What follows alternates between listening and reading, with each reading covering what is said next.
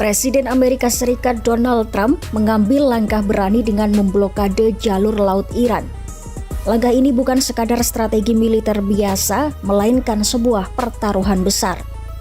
Di satu sisi, Amerika Serikat memiliki kekuatan untuk melakukannya. Namun di lain sisi, apakah langkah ini benar-benar akan berhasil atau justru memperburuk situasi?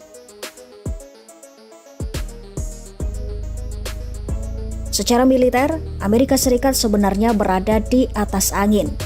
Kemampuan angkatan lautnya memungkinkan untuk memantau dan menghentikan kapal-kapal yang keluar masuk wilayah Iran, khususnya di sekitar Teluk Oman dan Selat Hormuz.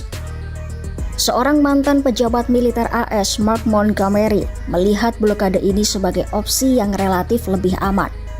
Dalam pandangannya, langkah ini jauh lebih rendah resiko dibandingkan operasi langsung seperti menyerang wilayah Iran atau mengawal konvoi militer di jalur sempit.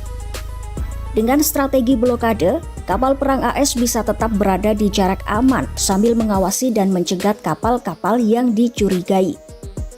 Ini mengurangi potensi serangan langsung dari Iran seperti rudal, drone, atau kapal cepat yang selama ini menjadi andalan mereka.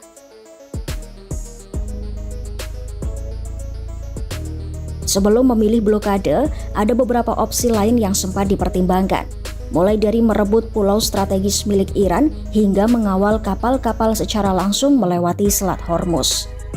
Namun, semua opsi itu dinilai terlalu beresiko.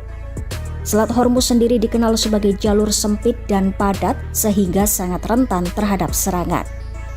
Belum lagi ancaman ranjau laut yang bisa membahayakan kapal militer AS.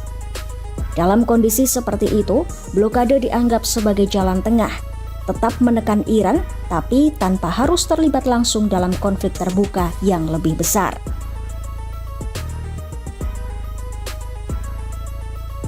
Di balik strategi ini, tujuan utamanya cukup jelas, yaitu menekan ekonomi Iran. Selama konflik berlangsung, Iran masih mampu mengekspor produk petrokimia melalui jalur alternatif.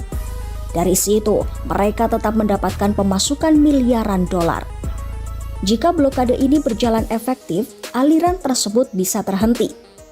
Artinya, sumber pendapatan utama Iran akan terganggu dan tekanan terhadap pemerintahannya akan semakin besar. Secara teori, ini adalah strategi yang masuk akal. Lemahkan ekonomi, maka tekanan politik akan mengikuti.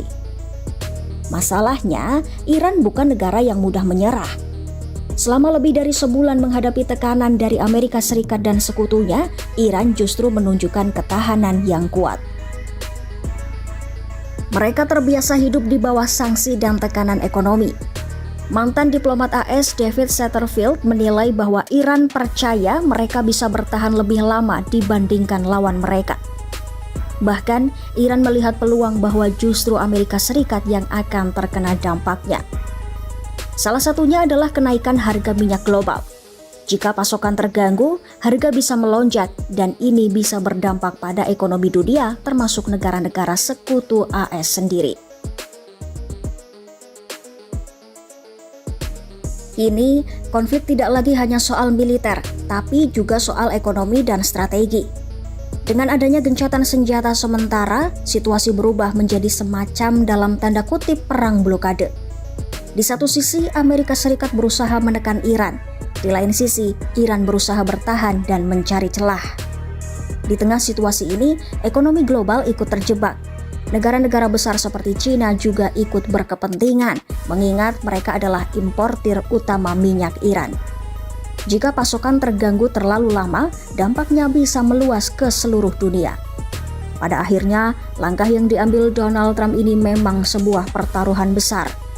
Jika berhasil, blokade bisa melemahkan Iran tanpa perlu perang besar. Namun jika gagal, dampaknya bisa berbalik, mulai dari lonjakan harga minyak, tekanan dari sekutu, hingga meningkatnya ketegangan global. Download Tribun X sekarang, menghadirkan lokal menjadi Indonesia.